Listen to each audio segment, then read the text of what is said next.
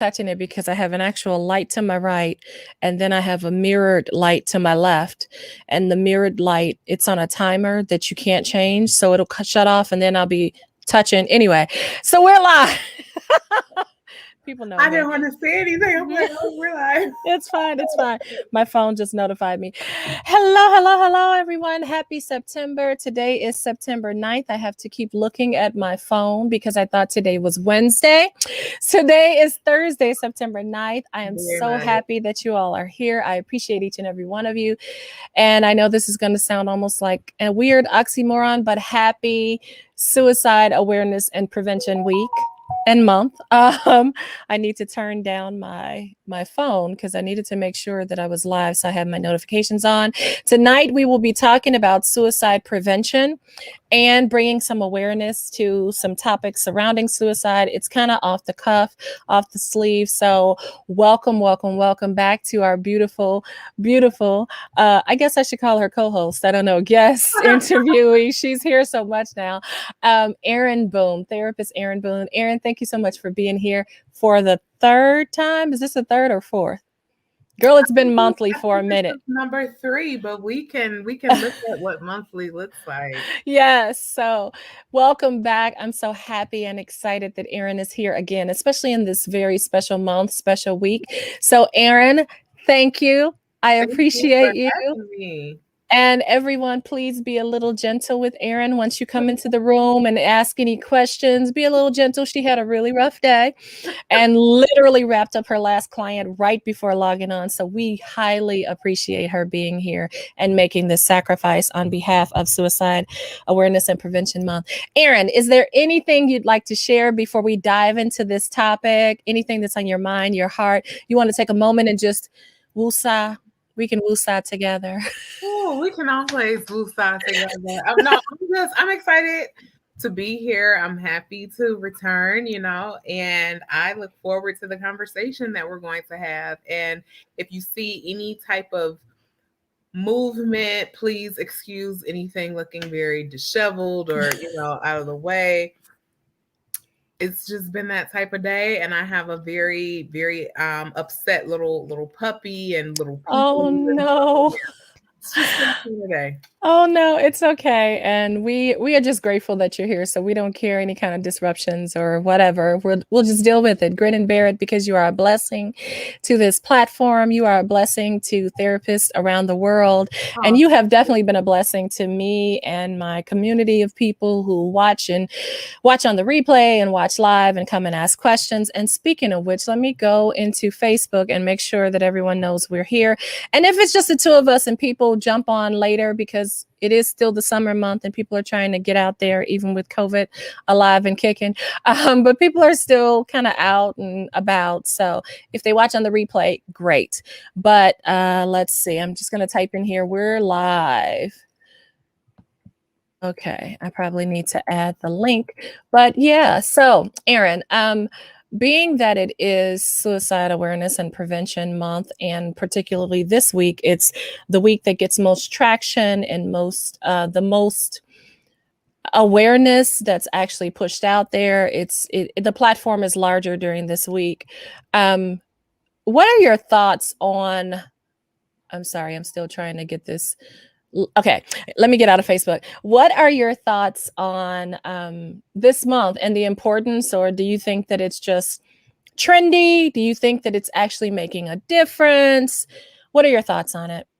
So I will say, in the day and age of social media, it can be used as a gift and a curse, right? Social media is the perfect platform for cause, if you will. So something like Suicide Awareness and Prevention Week, as long as there's a hashtag put in front of it, it can be a way that people can link and connect those who are allies and advocates, those who are feeling that they, need help and want help, and that's a way to be able to reach out and connect with others. So in that way, I think that it can be a really amazing tool. I also see it as an opportunity to learn more and to educate yourselves on what it means for a person to have what we call suicidal ideations or those thoughts and feelings, and self-harm in general. Anytime someone self-harms, it is because they may be dealing with something on the inside that they don't really know what to do with. And so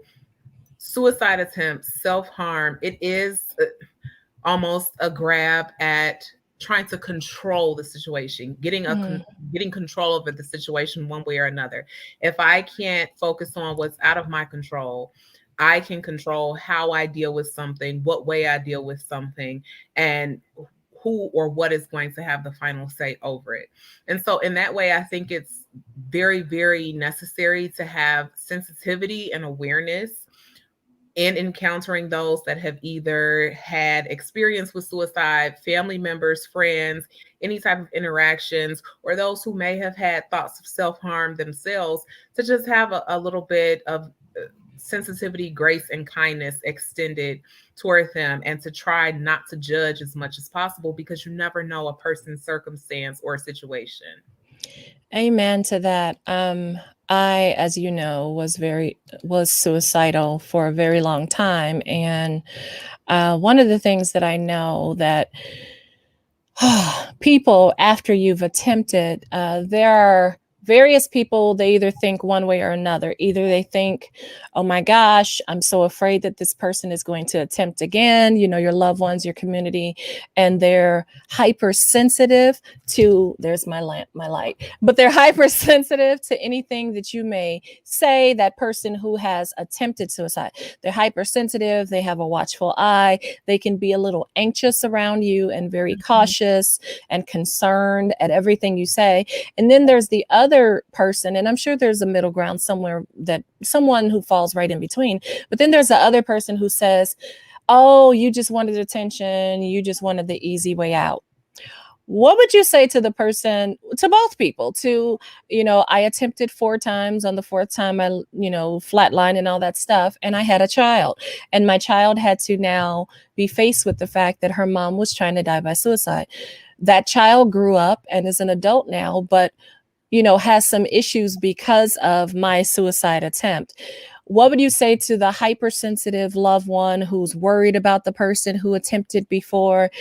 What would you say to them to give them some kind of peace and, calm their anxiety? But also, what would you say to the person who's like, yeah, right, she attempted suicide. It's just an attention grabber, and she just wanted the easy way out. What would you say to both of those people? And I know that's a hard question, but. Well, yeah, I mean, so all of it has layers to it, right? Because for the person that makes the assumption that, for the person who makes the assumption that, oh, it's just an attention grab, oh, what do they have to try to attempt suicide over? Look at their life, whatever. That's a judgment, right? Yes.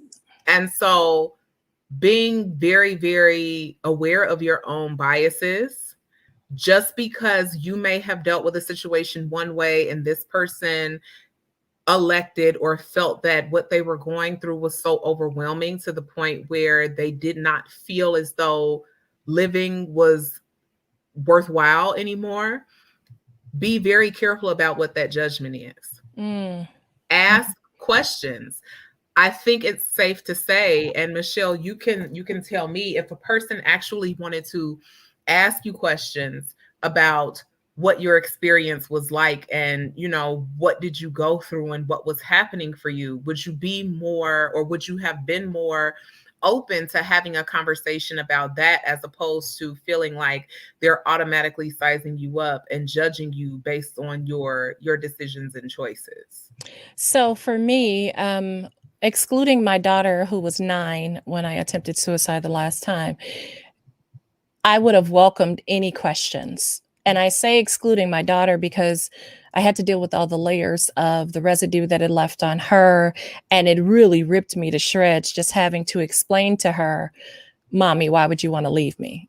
So that was a conversation I never wanted to have. But when I attempted suicide, I had no thoughts that I would be around, I would be alive to have the conversation. My attempt was an attempt to die. It wasn't with any caveats. I had zero caveats. I had no thoughts that I was going to live beyond taking 100 sleeping pills. So I didn't think in that moment, in that time, that, oh, well, when I get out of the mental ward a week and a half later, I'll have to talk to my 9-year-old and explain to her why I didn't want to be here. I had no thoughts that was an option. But so that's why I said excluding that conversation, because that was a really tough, extremely hard conversation, especially coming from a person who was a week and a half before trying to die, so I had all those layers of that severe chronic clinical depression and not being able to see through clear lenses. And now I have to add on to that. And the pain that I still had was there. It didn't leave because I attempted suicide and lived. It was still there. The depression was still there. The angst of living and that hopelessness was still there. It wasn't an instant, oh, I'm fine now. I looked at my hands like they used to sing this song. I looked at my hands and they looked new. I looked at my feet and they did too. After salvation, after getting baptized. No, nothing was new about me. So that was an extremely hard conversation. But anyone else, any adults who might have asked, why? Why do you want to die? I would have welcomed that conversation. And my family, no judgment, just truth. That needs to be a hashtag. No judgment, just truth. They didn't care why. They chalked it up to Michelle is just crazy. That's it. And they did that. They made that diagnosis when I was a teenager, not when I was 12, because nobody asked me when I first attempted at 12, but by 16 and the second attempt, I was labeled as, oh, she's crazy, except for when they wanted something or when things would benefit them. But I would have absolutely welcomed. And that kind of takes us into another question that I had in my head. What can you do to help someone or prevent them from attempting suicide? So before I ask that question, Erinn, one of the things that I do, I speak on a panel with NAMI, National Alliance on Mental Illness, and I speak to Chicago police officers, and I also speak on a panel with the sheriff's department. So sheriffs are being trained through the crisis intervention training. Yeah, crisis intervention training. And so I share my story, and I say often when I'm wrapping up, like, don't be afraid to ask the hard questions. If, and forget about police officers, forget about sheriff's teams, departments or whatever, but just the average person. If you happen to think that someone in your path, someone is having thoughts of suicide, ask the tough questions. Don't beat around the bush. Don't, are you okay? Because they might say, yeah, they're okay, because they're so used to people not caring. They'll give you that brush off of, yeah, I'm fine. But if in your heart of hearts, in your gut intuition, wait, they're saying things, they're giving away things, that are, they used to love these items, their most cherished possessions. They're in darkness. They don't want to come outside. They don't want to talk. They may be sleeping more or sleeping less. And I don't want to go into giving away all the symptoms, the signs and all that, but because I do want us to talk about that. But if that something is off here, something is going on, they're seeming like they're not planning for tomorrow. Ask them, are you having thoughts of suicide? Are you having thoughts of harming yourself? And then if they say yes, okay, well, do you have a plan? Ask those tough questions, those questions that people honestly think, oh, I can't ask them that. I don't want them to do it. Listen, if someone is not suicidal, there's nothing you can say to make them want to die by suicide. You can ask them 12 million times, are you suicidal? If they're not suicidal, they're not going to try to die by suicide. But not asking the question and just leaving them to themselves, they may very well decide to do it. Yeah. So, Erinn, in addition to that, again, going back to that original question, and Bianca, I see that you commented something else. I'll read that in 1 second. But in addition to asking the tough questions, what can a person do if you're related to or friends with or in communication with someone who you think is suicidal or is in crisis? What can the average person, not a licensed therapist, not a police officer, not a healthcare provider, but the average person, what can they do to help those people? I think help is a strong term, right? I think help does apply a little bit of pressure. And I think that recognizing you might not be able to help this person, Mm-hmm. right? Checking in with a person is showing genuine care and concern, which Mm-hmm. can be very different from actually helping them. Mm-hmm. So it really will depend on what you view or how we define help, right? Help doesn't mean having the solutions. Help doesn't mean being able to prevent it. Help in this particular instance may just be that genuine care and concern, checking Mm-hmm. in. If that person is on your mind, they're on your mind for a reason, whether it Mm-hmm. just be, hey, I haven't heard from Michelle in a few weeks. Let me just text her and make sure, she's good. Let me see how she's doing. Let me see if she needs anything. Let me give her a call. Help does not imply applying pressure to the Mm-hmm. situation, right? It does just mean tapping in and checking on your people, checking on your loved ones, checking on your friends. When you have those conversations, if your friend sounds a little bit different, if your family member sounds a little different, if your partner sounds a little different, I think you're exactly right. Leaning into that difference, not Mm-hmm. being so involved with self that you may miss that slight nuance in their voice. Not trying to create a problem where there isn't any, Mm-hmm. but you know what your rapport is like with the people that you have these relationships with. So if Right. rapport seems off, it is going to be genuinely asking these questions. And like you say, if you just say, hey, are you okay?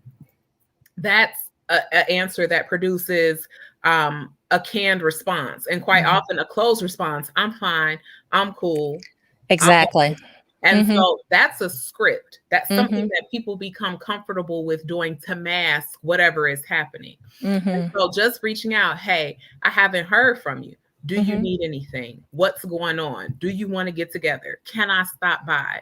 What is it that you need? Let's check in. Sometimes if you feel like it's more than, it can be hard to articulate your feelings Mm-hmm. to people. So even if you all kind of come up with, I've seen on several social media pages that I follow where they have the emojis, right? So, Mm-hmm.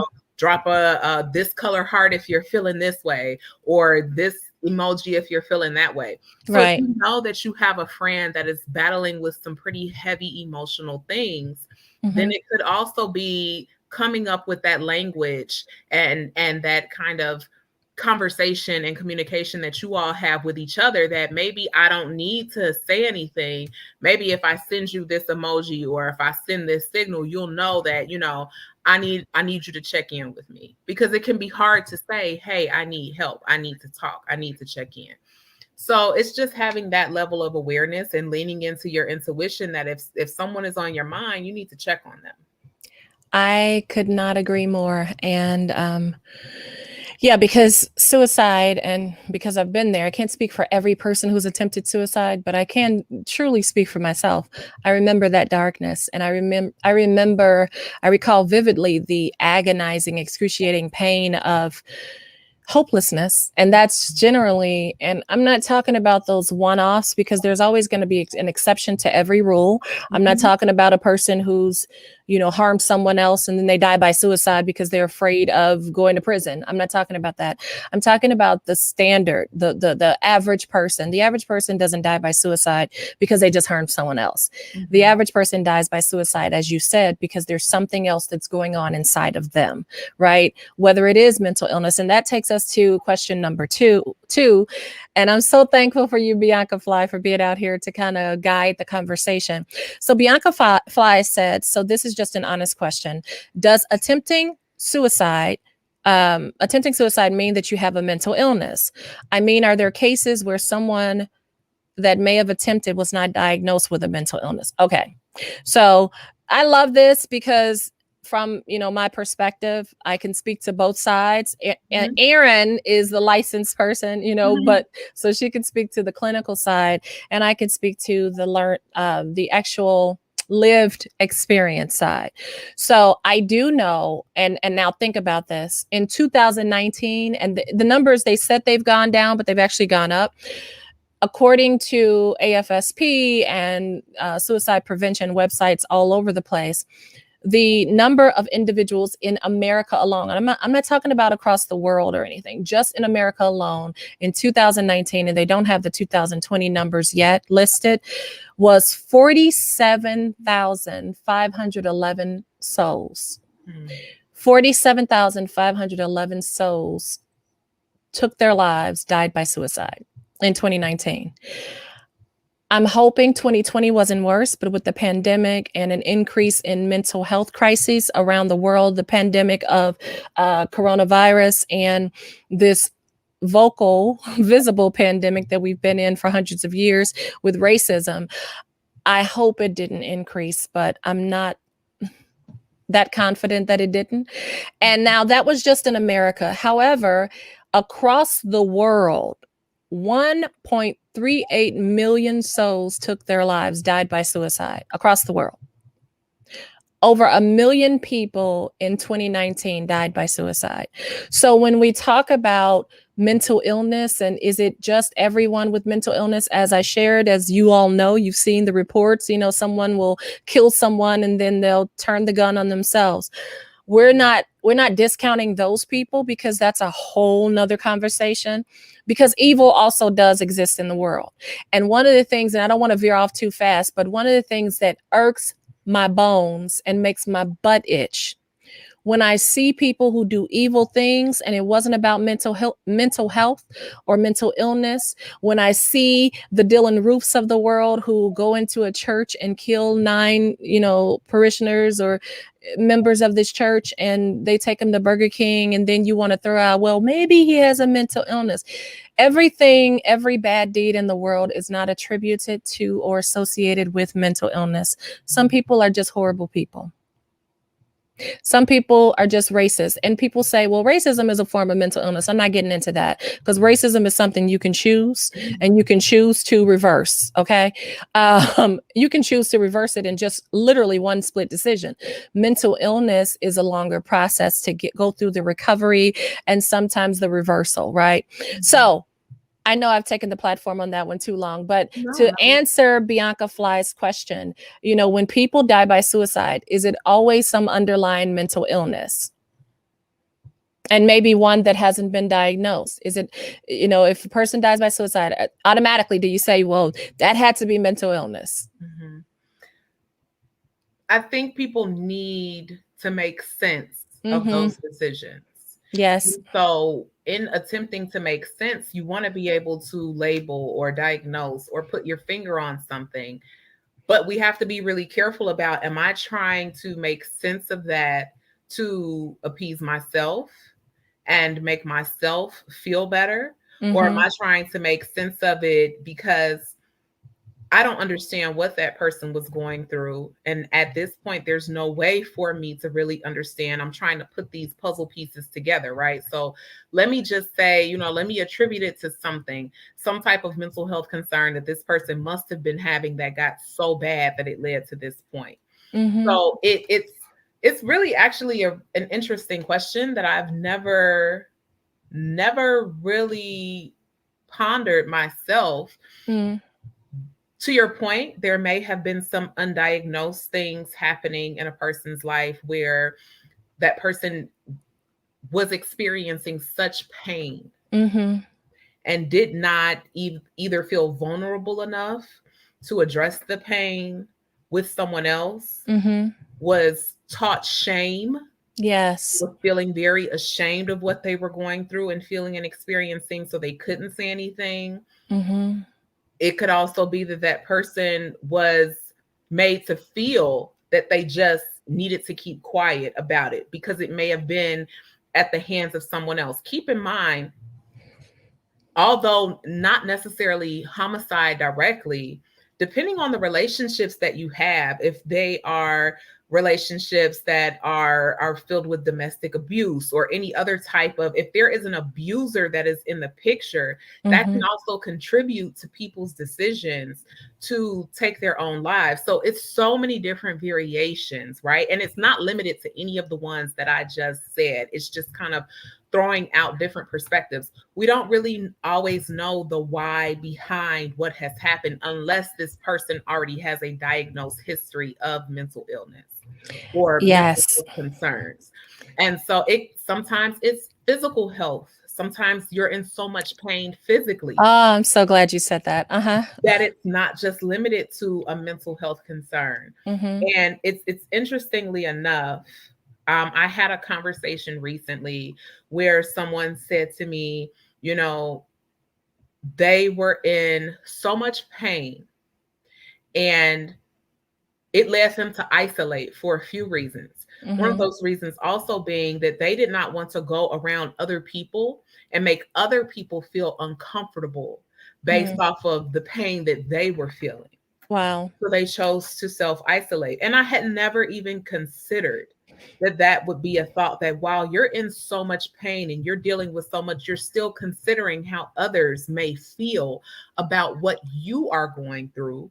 And so you choose to keep it to yourself. Can you imagine how lonely that must feel, to think that others are more so concerned about how they feel about you than how they feel about you, if that makes sense? And you're referring to someone with a mental, not a mental, but physical issue, physical health issue. I can imagine what that feels like because I was there. Because often, not always, okay, we're not just applying one brushstroke and saying everyone goes through it in this manner, but often when you're at the point of suicide, you are not thinking, as I said, the lens is not clear. It's cluttered, and you're looking through this lens that you have the potential, right, to see clearly if you just clean the lens, but you don't even have the physical, emotional, mental health to clean the lens. So in your mind, you're thinking often, I know I was, and I'll just speak for me. I thought the voices, not external audible voices, but the debilitating thoughts, the negative narrative was continually on repeat telling me, if I were to die, if I were to no longer exist, the world would be a better place without me. The world, including my daughter. And if you knew my life then, and you knew my mother and who my daughter would have been left with, you would know, Michelle, what's wrong with you? That makes no sense. But because of the film, the filter of mental illness, of depression, severe depression, I believed it. I believed that people would be better off without me. I believed that everyone would have a better world if I no longer existed in it. So where people think suicide is just, oh, that's such a selfish act. Often the person is not just thinking of self. Yes, there is an there is the truth, the true measure that I want this pain to stop for me, but I also want to stop other people's pain. I also want to not exist so that their lives will be better. So it's, it's not just, oh my gosh, I just need out of here. That's a part of it, but that's not the sum total of it. Yeah. So I'm glad that you did mention physical health, because that can be the Robin Williams case. And that's a whole nother situation with him dying by suicide. They went into in depth, and his wife was fighting like suicide. My husband didn't die by suicide. My husband died because of this physical disease, right? That convinced him. So there are people who will have physical issues and want the pain to stop and what have you. But honestly, this is the way I sum it up, because yes, mental health can be a factor. Environmental issues, as you so eloquently pointed out, Erinn, if you're in danger, you're being abused, you see it as an only way out.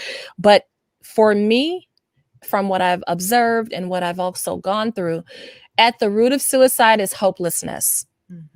Whether there's mental health or physical health, or, you're being abused and you just want out, it is hopelessness. It is the concept that nothing will ever get better. I have no hope that tomorrow is going to look any different than today. I have no hope that tomorrow I will not be in pain, whether it's emotional, intellectual, physical, spiritual, whatever. I have no hope. Mm-hmm. So, people talk about drug dealers. I want to say I'm a hope dealer. Mm-hmm. I deal hope, because if I can be different, if I can be hopeful, if I can have joy, and it's not that I'm just this subhuman or superhuman, that's the word I'm looking for, superhuman person that every day is a good day. Every day is not, but I do choose joy every day. I choose to find something that gives me some peace, something to laugh at, something to have hope in. Mm-hmm. So if I can spread that with someone and remove the stigma of talking about suicide ideation, suicidology, all of those things, attempted suicides, that people can talk about it more. Hey, I have no hope today. And I need some help. I need you to hear me. Mm-hmm. And that the person who's receiving this information can not just disseminate the information, but they can also be there and be invested in that person and in that person's recovery, even if it's for 5 minutes of calling. And I need to post this. If you or someone you know is in crisis, please contact the National Suicide Prevention Line, calling the line for them, right? Mm-hmm. That they can be that clear voice, that clear thought that can help them get to point B, because they think the world ends with point A. Yeah. So thank you for that, Bianca. That was a great question. Great question. It really was. So Bianca said, Bianca, I'm so glad you're here. She's just leading the conversation. She said, how do we suggest counseling to a friend or loved one without them feeling targeted? Is it possible to not offend someone when suggesting they get help? Erinn, your thoughts? Again, I think that is going to be really knowing your audience, right? If you know that this is a person that historically, I'm going to say, has been resistant to the concept of therapy or counseling, has been resistant to help from you as a friend or a family member, has, really strong opinions about certain topics, certain concepts, things like that, we tread lightly when suggesting counseling, right? Because for some reason, particularly when we're talking about culture and race, counseling is not always on the high list, particularly for Black folks. Yes, thank you. Thank you for being blunt. I'm going to be honest. Yes. And so instead of looking at it, we have a history, and it's nothing wrong with this, but we have a history of turning to prayer and turning to God, and God and prayer will fix it. I will tell you, I talk to God all the time, right? And so, but also recognizing that if we're going to take that kind of perspective of it, right? Well, then where did the profession of therapy come from? Where did doctors come from? Where did, police officers, where did all these different concepts of all of these helping professions come from in the first place? And so if that's the case, then I think, Michelle, you even made this point before. When you're sick, where do you go? When you're physically ill, where do you go? If your foot hurts, you're not going to go to an ear doctor, right? You're going to go somewhere to someone to seek help from a professional that can guide you, hopefully treat, cure, or help you feel better, give you some direction. It's the same thing for therapy, but mental health has such a negative stigma. It's all in your mind, right? You overthinking it, you doing too much, you being extra, all of these things. And we're taught, especially when there are gender biases in the picture, we are taught at a really young age, we learn these messages of how we're supposed to deal with our feelings. They're, crybabies and just, being told to suck it up, and boys don't cry. Man up, all of these things, right? You need to let that go, let that roll off your back. You don't have the luxury, you don't have time, ain't nobody got time for that, right? So get over it. These are all these things that we are told, and it's like, okay, but I'm still feeling what I'm feeling, so what am I supposed to do with these feelings? And I just have to interrupt quickly. As you said, always talking to God. At the time that I was suicidal, I was always talking to God. I was praying and fasting and doing all the things, right? All the things we're told to do. Give it to Jesus. Cast your cares upon him, for that he cares for you. All of these things. And yet I would be tormented in my mind. I was tormented with thoughts of suicide until I could no longer take it and I broke. Why? Because I couldn't share with anyone and no one. Listen, let me make it clear here so that I can say it and it's forever said. No one in the church told me, don't talk about suicide. Nobody said that, but you knew. It was you understood. You know how we learned the word you, how you can say something to a person without saying you, but they know that you're talking to them. It was you understood. Nobody talked about, they weren't talking about mental health from the pulpit. They were talking about, you know, if something ails you, you give it to Jesus and come get in the prayer line and give your, I'm not going to go there. Let me stop. But come get in the prayer line. I'm not going to talk about the money aspect. But, you know, let me lay hands on you and we're going to rebuke and bind this devil. But as you said before, like, you know, if your foot ails you, are you going to go put your foot on the altar? And people would. There were people back in the day who, you know, had sexual perversion or mere sexual urges, which that's not always evil, but would go and put their vagina on the altar thinking, I'm not gonna desire men no more, as I'm not gay no more.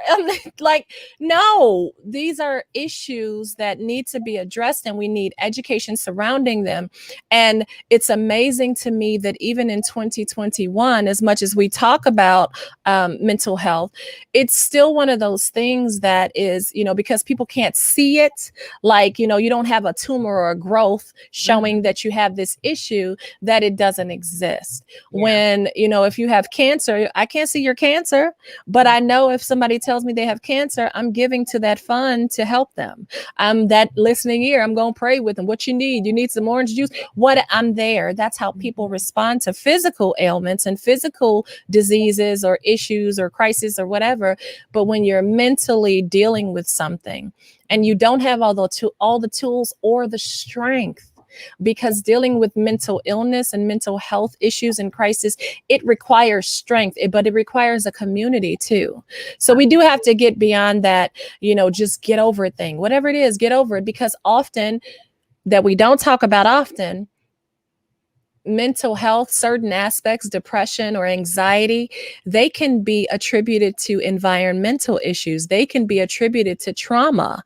You can not have a mental health issue and then be raped, and there's the onset of it, you know, that anxiety or PTSD or depression, you just have no clue. So you have to do more than just pray. God gave us people. God gave us community. Otherwise, we would just be in a room somewhere in one part of a planet by ourselves, and we wouldn't need people. It would just be us and God, so we can worship him and have relationship with him. But he gave us people to be community, to help each other, to be each other's strength, to give each other wisdom, to educate, to be a shoulder, to help someone navigate them to their portion of healing.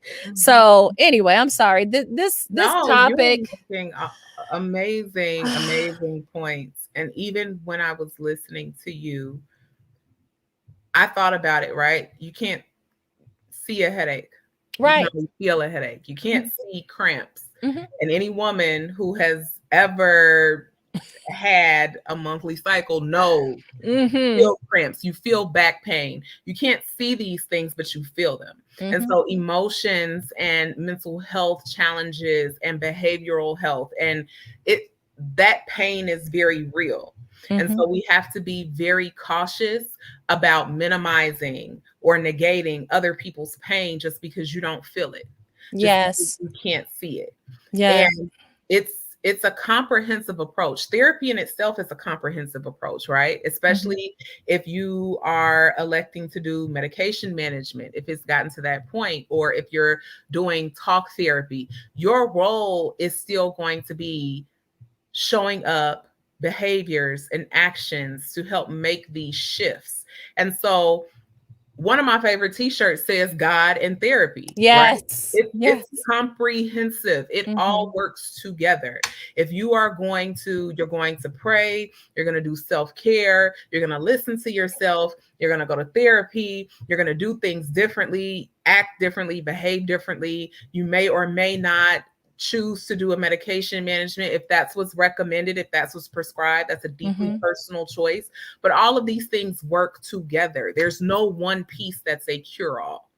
And so layering all of those things together is how we get to that point that we do recognize how strong we are, our resiliency, that we do have hope, that these things are still there, but it's just so much other stuff, environmental, physical, emotional. It's so much stuff piling on top of it that we can't see that anymore.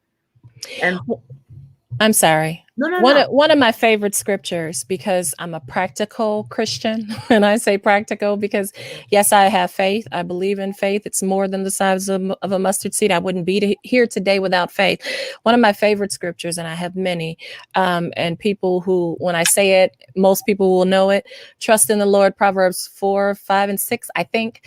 Trust in the Lord with all thine heart, lean not to thine own understanding. In all thy ways acknowledge him, and he will direct your paths.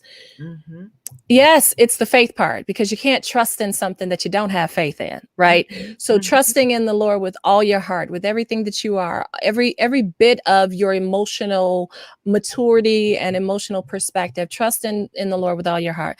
Don't lean to your God. I don't understand this. I don't know what's going on. It's not for you to understand. In all your ways, acknowledge him. Still have that relationship, this way, that's vertical from me to God, that I'm casting my cares upon him, but I'm waiting for him to direct my path. And that's the part, the directing of my path. Trust in the Lord. Yeah. With all my heart, lean not to my own understanding. God, I know it's not for me to understand. You have all wisdom, all knowledge to everything. And in all my ways, I'm going to give you thanks and praise. And Lord, thank you for getting me out of this, even though I don't understand how I'm going to get out of this. And now, God, it's your turn to do your job, as in, this relationship that we have. I'm trusting you. I'm loving you. I'm doing all these things. Now it's your job to direct my path. So what is it that I'm supposed to do to get my healing, my recovery, my deliverance, whatever? What is it that I'm supposed to do? Absolutely. And that's the part where the therapy, whether it's at church, a registered, licensed church counselor, whatever, pastoral counselor, whether it's at church, whether it's not at church, but it's a whole, network of doctors or psychologists or whomever, a therapist, but that God can direct you to the right people. And therein lies community again. Absolutely. I have to reach out. After I reach out, he's going to show me how to reach out. Where do I need to go? Okay, I have this vertical relationship with him. Now, what is this? This is horizontal, right? Now, show me where to go horizontally. What should I do? Direct my path so that I can get the help I need. But often with church, it's just vertical. And we stop there. And if God don't do it, it won't be done. And now we wear these masks of pretending we're okay. Because if I'm not okay, that means I don't have enough faith. If I'm not okay, that means I must have sinned. Why am I dealing with this depression? I must have done something wrong. And that is not God. God put us here for community. He put us here for relationship with him, yes, and relationship and community with others. He deals with the vertical, and he tells us how to deal in the horizontal. So that's the part that we have to connect what's disconnected, because it's not just one way. It's not just pray without ceasing, fast, because some of these demons go not except by fasting and prayer. Well, let me fast more. Let me pray more. Okay, that's good. Now, how is God directing your path? What is he telling you to do?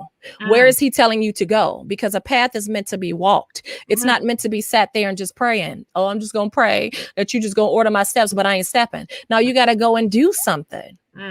And God will give you the discernment to do it. Girl, seriously. I'm so serious. This topic you speak is truth.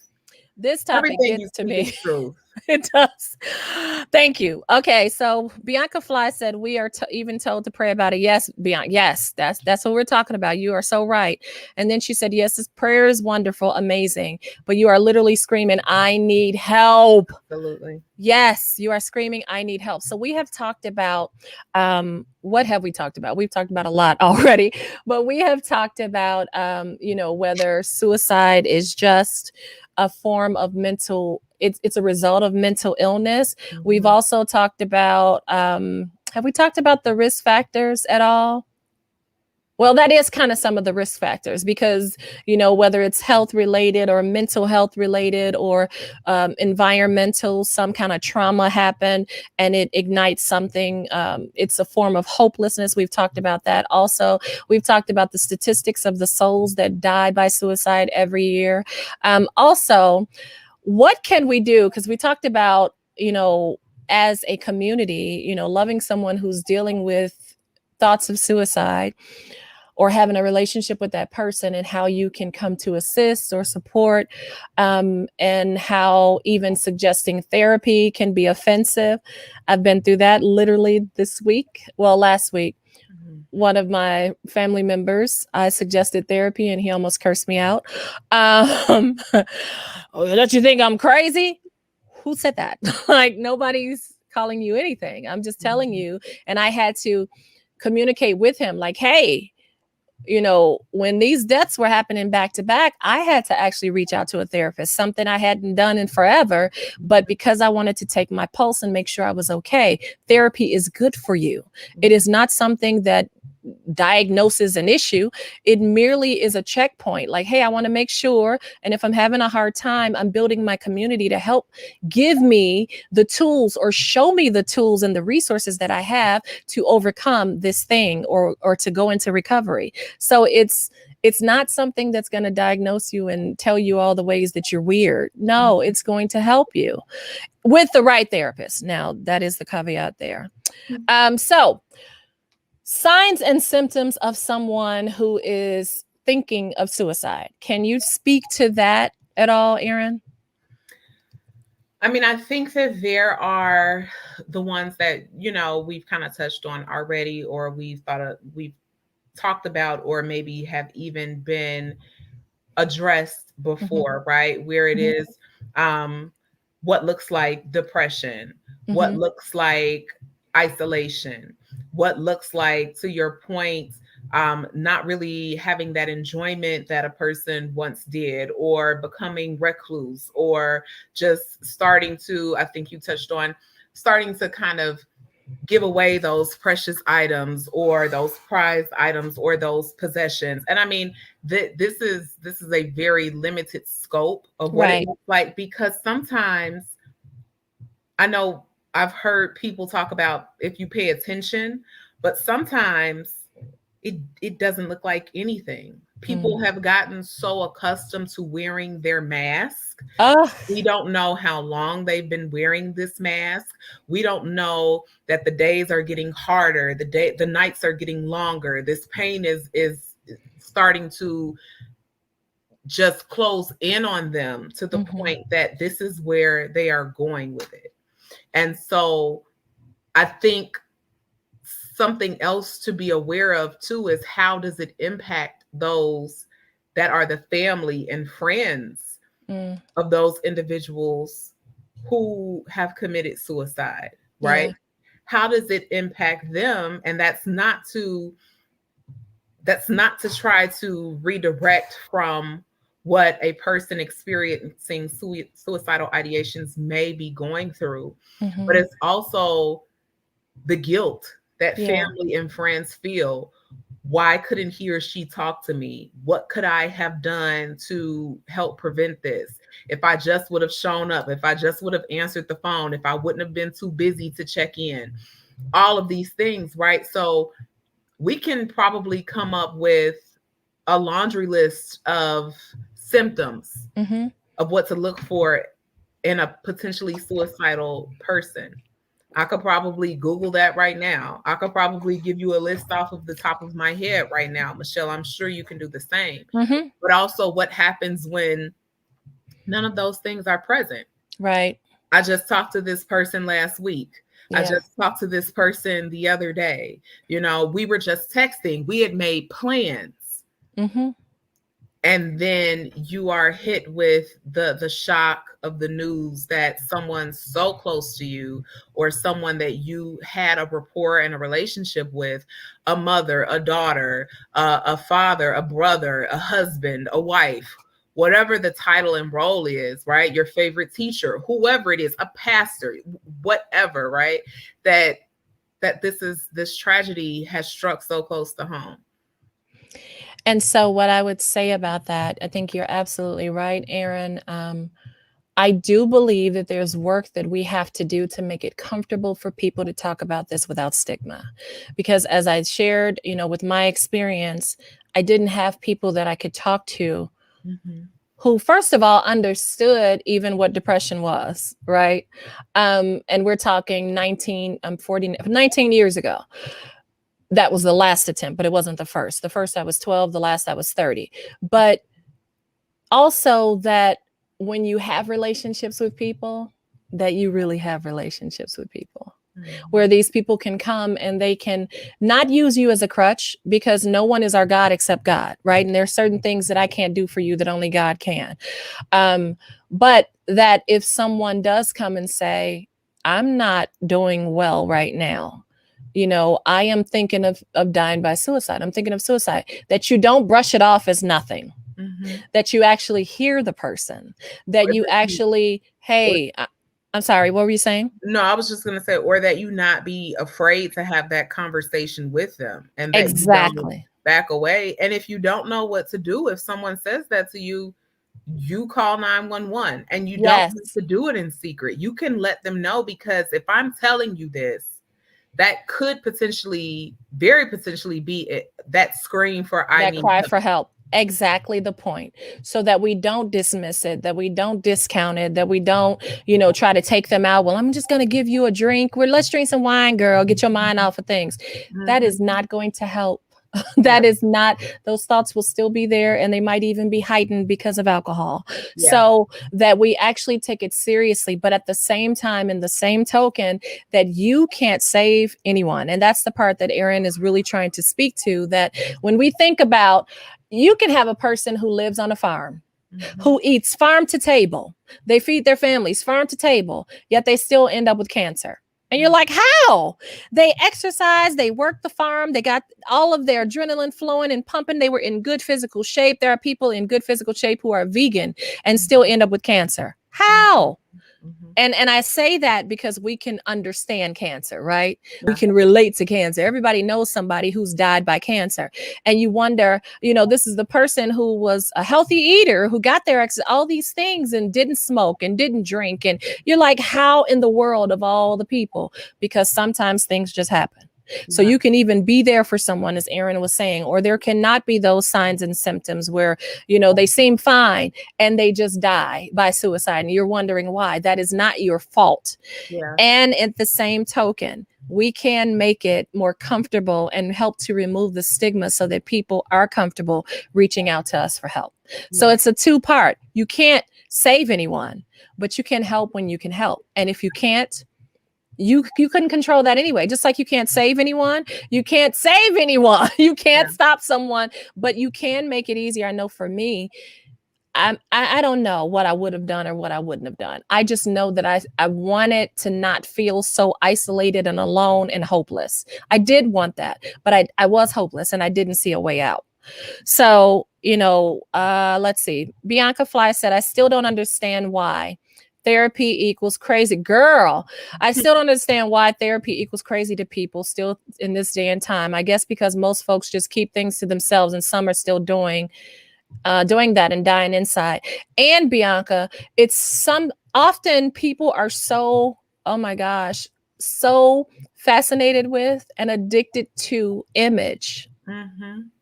Especially with social media times.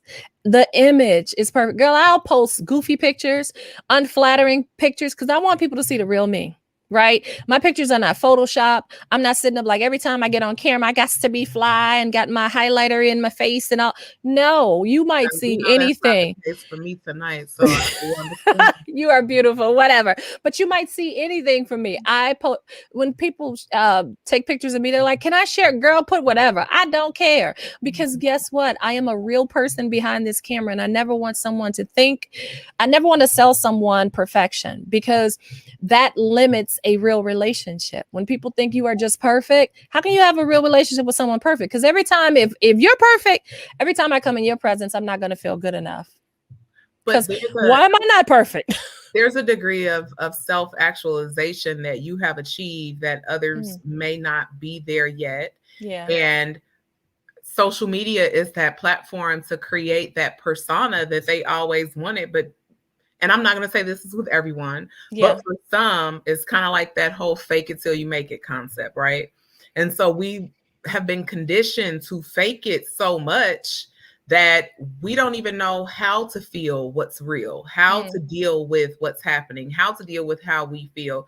To your point, celebrities who have committed suicide. When you look at, you know, people who from the outside looking in look like they have that perfect nuclear family, or look like they have that very successful life, or look like they have, you know, I have 4 children, a dog, a husband who, you know, adores me. How did she end up committing suicide? Or how did he end up committing suicide when he has all of these things and lives this very glamorous life? Yeah. It's just because it's so much pressure to maintain that image, to your point, that whatever they were going through, whatever their reasons were, they did not feel that they could be seen or heard. Yes. Yes. 100% true. Bianca Fly says signs and symptoms of suicide has always played on my mind. My best friend in high school slit both wrists in high school. Jesus. I was so hurt, mad, and sad because I noticed nothing. Nothing. I knew she had some issues with having to live with her mom due to her mom not being able to properly care for her. But we talked about everything under the sun. But she never told me she wanted to hurt herself. It was such an awful experience. Yeah. Oh, Bianca, I'm so sorry to hear that. I can't imagine that. I'm very sorry to hear that. Just know it was not your fault and there's nothing you could have done to stop it. I mean, that's the hardest pill, I think, to swallow. Yep. That you couldn't. Loved ones. Yeah, that you couldn't do anything to stop it. I'm so sorry. And Bianca said, so true. We can't save anyone. She also said it hurts to know we can't save people we love, but it does not mean we have to stop trying. Amen. And it doesn't mean that we can't create a safe space for people to share.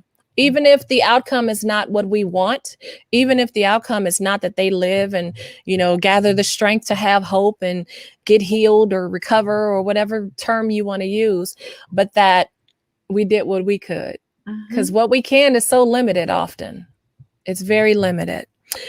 I cannot believe, Erinn, it is almost 8 o'clock. It's 7:59. That was so fast. I'm going to leave the last few minutes to you to share anything you'd like to share about suicide. And to the person who is watching this on the replay, who's currently watching on YouTube or wherever, what would you say to them if they're in the throes of life? They feel like they're on the brink of being hopeless. They're one decision away from deciding to give up. What would you say to them? Again, I feel like I say this every time, right? But that you are not alone.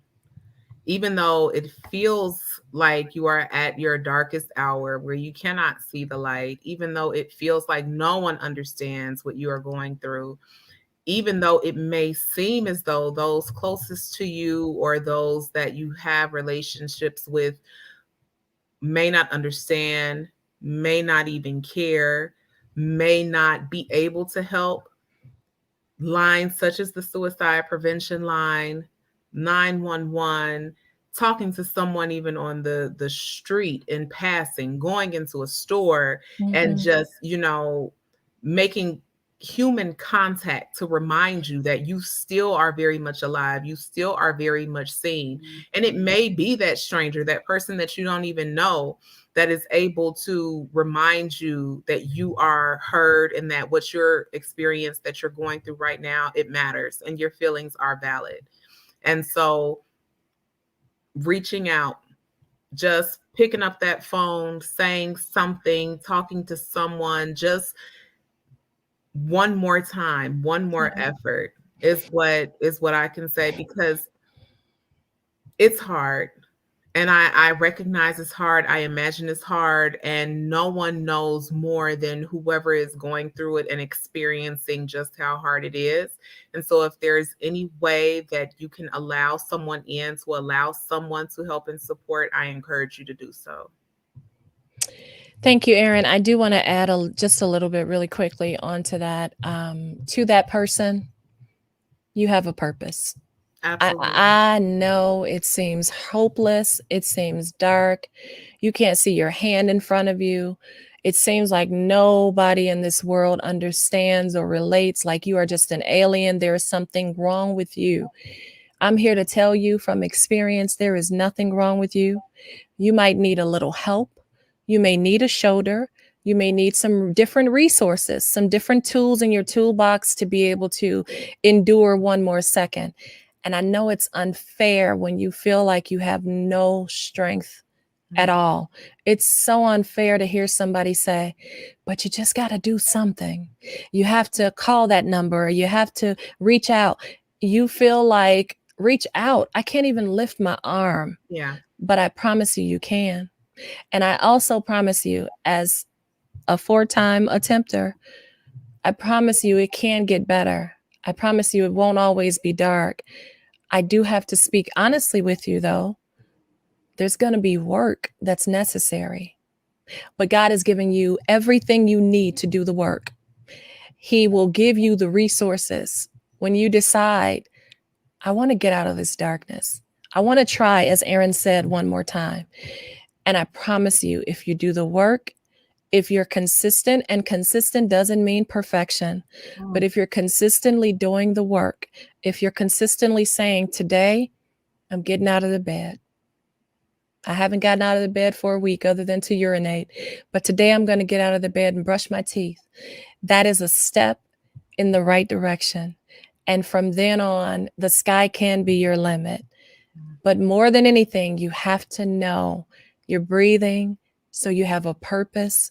This is not your end. It doesn't have to be your end. You have a purpose beyond what anybody says or sees. God made you. So there's something unique and beautiful He wants you to do, even with this pain. And there are people, whether it's Erinn, whether it's me or Bianca or Lanita, Nini, anyone, or someone on social media, someone you follow, reach out. There are people who care about you that maybe you've never even met, but merely because you're a soul having this soul walking experience, they care about you. Absolutely. That's all I have. Erinn, how can people reach you, follow you? Have you created a Facebook yet? I know the answer to this. I'm so terrible with social media, but I am a therapist with a private practice, Mindful Wellness Counseling, and the website is mindfulwellness.group. So you can go on there, you can review and learn about all of the different therapists and clinicians that we have, and just find someone whose approach resonates with you. Request a consultation. Consultations are typically free. And if, when you do have that consultation, if that person doesn't feel like the right person for you, then you have a right to advocate for yourself and learn more about different clinicians and do different consultations until you find someone that resonates with you. But there are people out here whose purpose, just like Michelle said, you have a purpose. Their purpose is to be there and to listen. And so when you are feeling that no one is listening, there are people out there that their sole purpose is to listen. Yes. And so I encourage you that, to Michelle's point, even when you feel like you can't lift that finger, when you find that tiniest shred of strength to go ahead and make that call, click on that website, go to that social media page, whichever way you send that DM, whichever way you have to do it, but reach out to those people whose purpose is there to be there for you. Thank you so much, Erinn. Bianca Fly said these talks are always amazing. Thank you, ladies. I don't know what happened to my camera. I have some error message. Because it froze beautifully. That picture looks so weird. It froze beautifully. That is so funny, but I'm still here. And Bianca Fly, thank you so much for being here. Nini, thank you so much. All of the replay viewers, thank you. I think Bianca said one other thing. She said, we are all healing one day at a time. Absolutely. And that's a wonderful way to go out. about in this Suicide Prevention and Awareness Week. We are all healing one day at a time. Thank you, Erinn. We appreciate you as always. You are incredible. We'll talk about next month if possible. Of course. Absolutely, Michelle. You're so amazing. You're always so eloquent. I just appreciate your insight so much. So I'm always happy to come back whenever you ask me. Even if you don't ask me, I'll just throw you some dates and we'll go from there. Perfect. Thanks so much, Erinn. Have a beautiful rest of your week and rest of your month. And all of the viewers out there, share this video out so that it can help someone else while they go through their crisis, or someone that they know. It can actually educate them to help them to determine how they should proceed if they are friends, relatives, loved ones of someone in crisis. We appreciate you all. Don't forget, as Bianca said, we are all healing one day at a time. We're all the same, going through different steps at different times in our healing process. Have a beautiful Thursday night. I'll see you guys tomorrow. Actually, tomorrow I'm going live and I'm going to talk more because tomorrow is National Suicide Awareness and Prevention Day. Okay. So I will be live tomorrow. I'm not sure what time. I'll probably post something later, but I'll be live by myself tomorrow to talk more about suicide, my suicide journey. And also I will be talking about this pandemic of Black folks and drug addiction and alcoholism. And how it kind of relates to suicide. I know y'all like, what is she talking about? No, it definitely does. Yes. That's a whole nother conversation. I know, which is why I want to have it tomorrow, because we need to have it and be for real. You know, how the old folks want to talk to you. Look, we got to have a person to person. I got to lay my hands and my eyes on you. It's time for us to lay our hands and eyes and thoughts on each other with truth. With truth and love, but with truth. We got to come out of this. So I'll be talking about that tomorrow. And yes, Erinn, we will see you next month. I'll be in touch, of course. Okay. Thank you, Erinn. Thank you, everyone. Be blessed. Have a great night, everyone. Bye. Let me end this.